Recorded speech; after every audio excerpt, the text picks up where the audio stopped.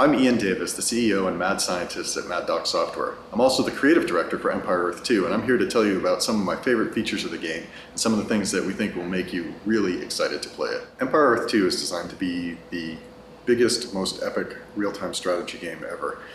The game spans over 10,000 years of human history and warfare, going from the Stone Ages up to the near future, has 15 different civilizations from 4 different regions in the world, from Far Eastern to Middle Eastern to Western and Mesoamerican, over 370 combat units, over 200 buildings, and tons of new strategies. Empire Earth 2 is different from Empire Earth 1 in a lot of ways. We have a brand new engine we started from scratch with brand new graphics that support the latest and greatest DirectX 9 features, a new AI that doesn't cheat, plays the game fair and square. We basically took everything that people liked about Empire Earth 1 and made it bigger and better in Empire Earth 2. Took the things that people didn't like in Empire Earth 1 and fixed them or replaced them in Empire Earth 2.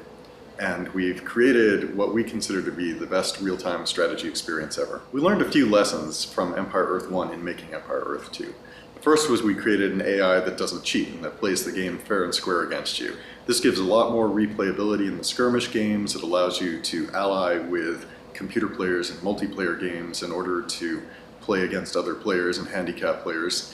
We expanded the number of multiplayer modes and balanced the game with an eye towards keeping the rock, paper, scissors relationships between units stable throughout the epics so that you weren't always having to relearn the relationship between the units. Additionally, we made the benefits of the rock, paper, scissors relationships less extreme, so a beginner player can get in the game and not be instantly wiped out by a more experienced player who knows which is the best unit to use in a given situation. In Empire Earth 2, the graphics engine is built off of the Gamebryo code base. On top of that, Mad Doc's graphics gurus have added all sorts of wonderful goodness with the water, special effects, smoke, animation features. Its DirectX 9 engine takes advantage of all the great features of the latest hardware cards. In Empire Earth 2, there are over 370 combat units. One of my favorites is the Spy. The Spy can be used for all sorts of sabotage type things. First off, the Spy isn't visible to the enemy units.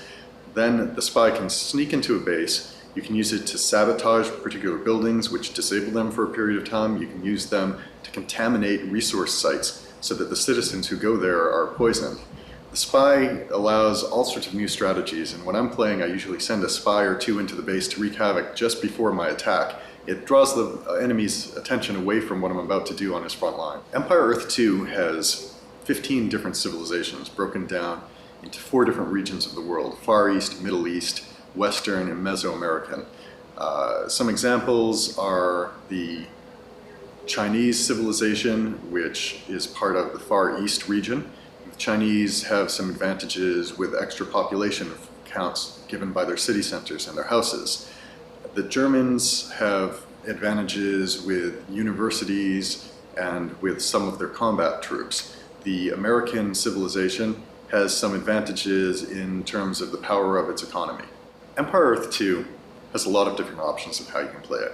With over 15 civilizations, 4 different regions, 370 different combat units, 200 different buildings, and a number of different options for skirmish and multiplayer games, you can set up the game to follow the pace you want. You can have a game that spans through all of the epics. You could limit yourself to just 1 or 2 epics. We have options in the multiplayer and skirmish setup that let you tune the pace of the game, the speed of the units, the rate at which they take damage, the rate at which they're constructed, and their cost. So fans of a slower paced RTS game could turn down the damage dealt by units, turn up the build cost and the build time. People who want a faster game with lots of quick movement, big troops can reduce the build time, reduce the build cost, increase the damage, and let her rip.